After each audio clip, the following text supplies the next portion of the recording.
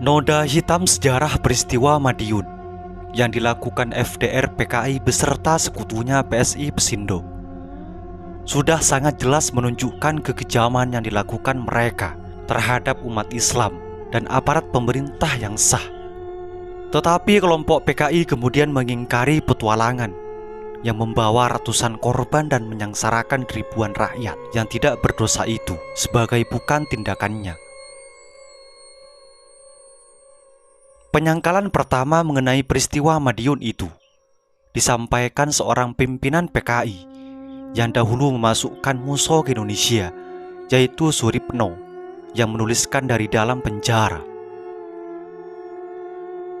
Sepanjang pengetahuan saya, PKI tidak pernah membicarakan atau menerima rencana untuk mengadakan perlawanan menentang dengan kekuatan senjata. Selama saya berkenalan dengan saudara Muso di Praha dan di Indonesia, walaupun dalam pembicaraan privat atau dalam organisasi, tidak pernah ada ucapan untuk mengadakan atau merencanakan pemberontakan atau KOP atau revolusi dengan kekuatan senjata. Sepanjang pengetahuan saya, pikiran saudara Muso ialah untuk menyelamatkan revolusi dan Republik Indonesia. Pembunuhan-pembunuhan dan lain-lain, kekejaman yang terjadi di beberapa tempat. Kami tidak merasa bertanggung jawab atas kejadian tersebut. Kami tidak pernah memberi instruksi atau usul atau aan mudigingen untuk melakukan apa yang dinamakan pembersihan secara kejam. Itulah tulisan Suripno yang ditulis dalam penjara dan dimuat dalam buku Surat dari Penjara dalam buku Jamal Marsudi halaman 87 sampai 78. Dengan mudahnya FDR PKI beserta Pesindo memanipulasi sejarah. Setelah melakukan pembantaian secara kejam dengan ribuan korban, baik dari kalangan ulama, santri, para pejabat, dan rakyat yang tidak berdosa di Jawa Timur dan Jawa Tengah.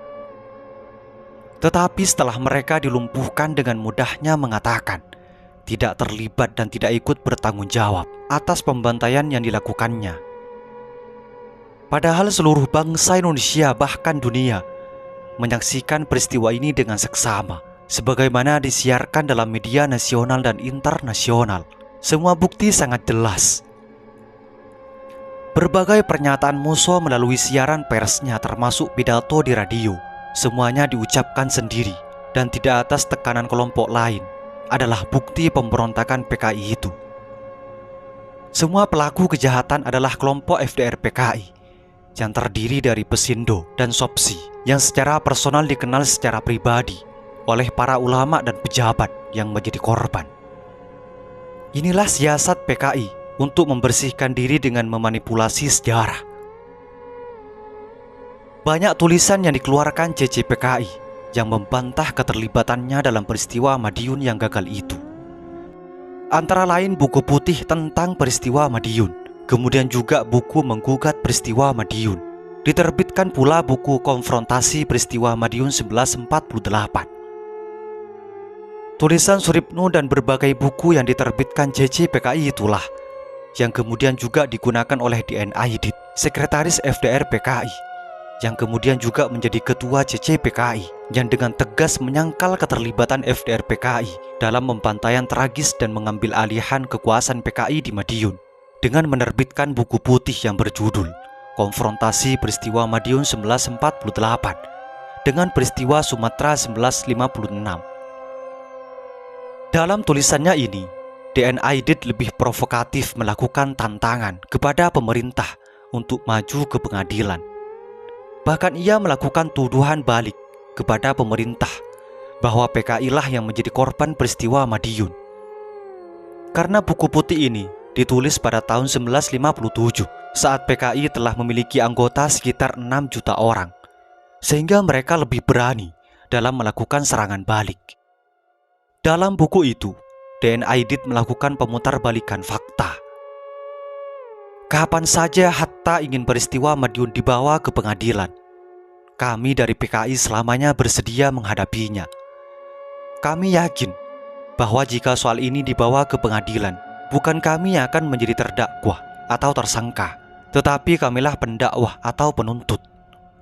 Kamilah yang akan tampil ke depan sebagai pendakwah atas nama Amir Syarifuddin, atas nama Suripno, Maruto Darusman, Dr. Wiroreno, Dr. Rustam, Harjono, Joko Sujono, Soekarno Sutrisno yang menjadi korban keganasan atau pemerintah yang dipimpin oleh borjuis Minangkabau, Muhammad Hatta.